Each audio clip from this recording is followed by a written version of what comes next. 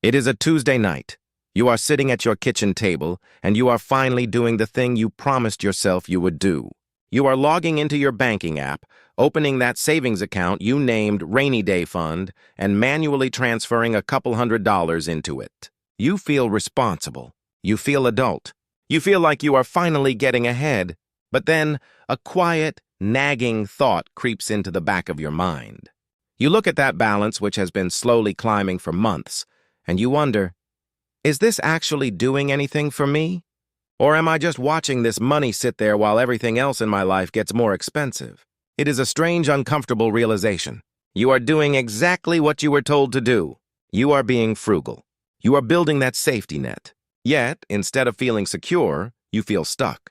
And you start to wonder if there is a massive gap between the advice you have been following and the reality of your actual financial life.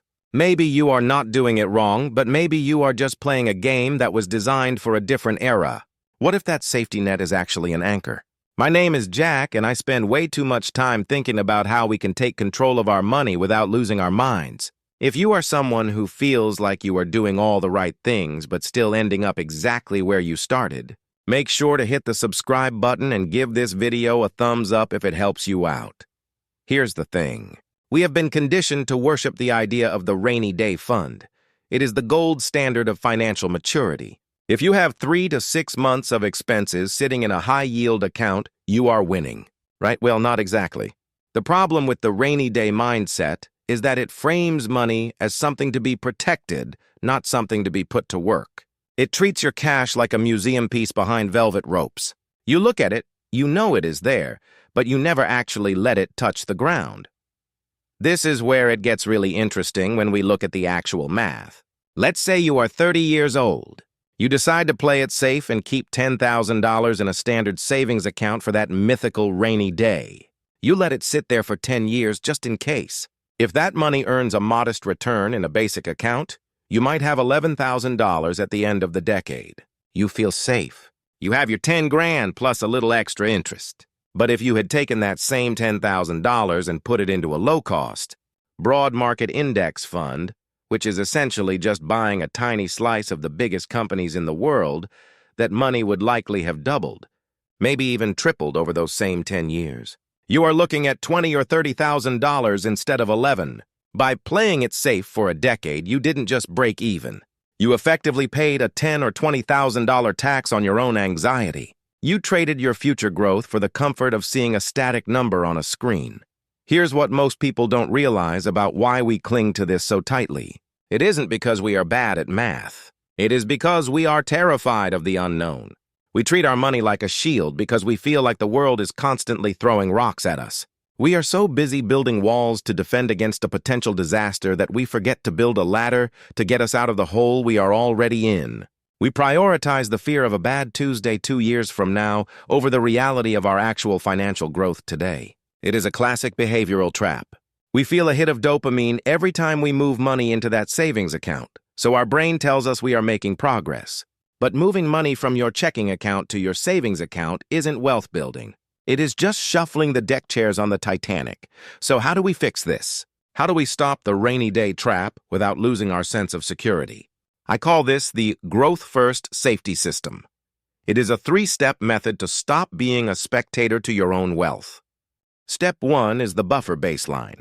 Instead of trying to save an infinite amount of money for a rainy day, you pick a specific, non-negotiable number that covers your actual emergencies. This is not for a new laptop or a vacation. This is for when the car breaks down or the unexpected medical bill hits. Once you hit this specific number, you stop obsessing over it. It is done. It is locked in. Most people keep growing this fund because they are scared, not because they are prepared. Define your baseline, fund it, and then give yourself permission to stop. Step 2 is automated growth allocation. Once your buffer baseline is hit, every extra dollar that used to go into that rainy day account now gets automatically redirected into a dedicated growth vehicle. You need to stop thinking of this as investing and start thinking of it as buying your future time. When you automate this, you take your emotions out of the equation. You don't have to decide whether to save or invest every month. The system decides for you. You just show up, Earn your money and let the machinery do the heavy lifting in the background. Step 3 is the midterm freedom bucket. This is for the things you actually want to do, not just the emergencies you are trying to avoid. Maybe it is a house down payment, a sabbatical, or a business startup. You set a goal, you give it a timeline, and you fund it separately from your emergency buffer and your long-term growth investments. This prevents you from raiding your long-term wealth because you got impatient or hit a small snag in your life. You give every dollar a specific job. Think of it like tending a garden. Your rainy day fund is the fence around the garden. It is necessary to keep the rabbits out and protect your hard work. But if you spend all your time building a taller, more expensive fence, you aren't going to have any room left for the actual plants. You have to balance the protection with the growth. You need the fence to stay safe, but you need the soil to be rich enough for things to actually grow. Most people spend their entire lives building the fence and wondering why they have no harvest. Now you might be thinking, Jack, what if the market crashes right when I need that money? And that is a fair question. It is the fear that keeps us awake at night. But here is the reality. Your emergency buffer is there for a reason. If you have your buffer baseline properly funded, you won't need to touch your growth investments during a market dip. You keep that money separate. You keep the protection and the growth as two distinct, non-overlapping parts of your strategy. You don't gamble with your emergency fund, and you don't let your growth investments sit stagnant in a safe harbor where they will get eaten alive by inflation. You treat them like two different tools for two different jobs. One is for stability, the other is for speed. You need both to get where you are going. Let's recap the system we just walked through. Step 1.